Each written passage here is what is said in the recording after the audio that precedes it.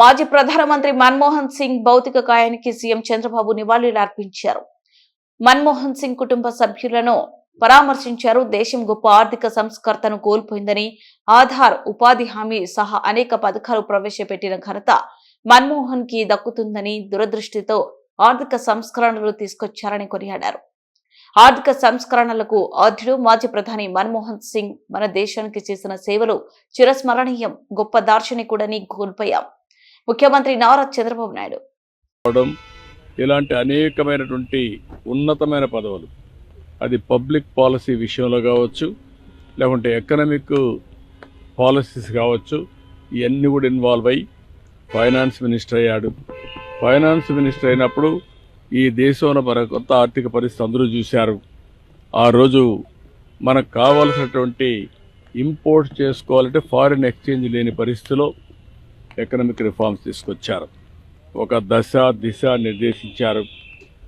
అదే కాకుండా దేశానికి దూరదృష్టితో ఎకనామిక్ రిఫార్మ్స్ తీసుకొచ్చి దానివల్ల ఈరోజు మనందరం మాట్లాడుకునే భారతదేశం గ్రేట్ నేషన్ అవుతుందంటే ఆ రోజు ఆయన తీసుకున్న రిఫార్మ్స్.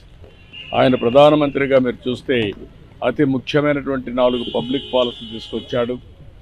ఒకటి, ఆ రోజు ఆయన చేసింది ఎంప్లాయ్మెంట్ జనరేషన్ కోసం నరేగా తీసుకొచ్చారు.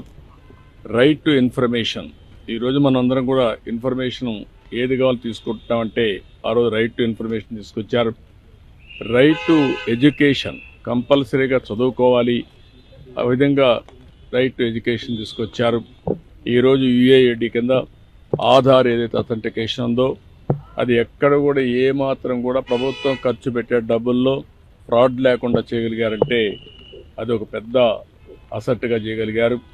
ఇలాంటి వినూత్నమైన పాలసీలు తీసుకొచ్చిన వ్యక్తి మన్మోహన్ సింగ్ గారు.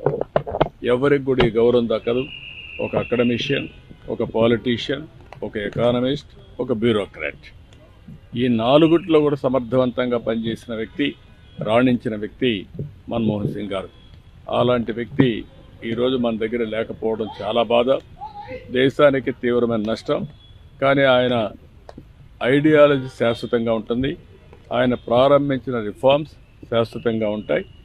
ఈ రిఫార్మ్స్ని ముందు తీసుకుపోవాల్సిన బాధ్యత ఈ దేశ ప్రజలందరిపైన ఉంటుంది. అది తీసుకుపోతామని తెలియజేసుకుంటూ అందరికీ నమస్కారం.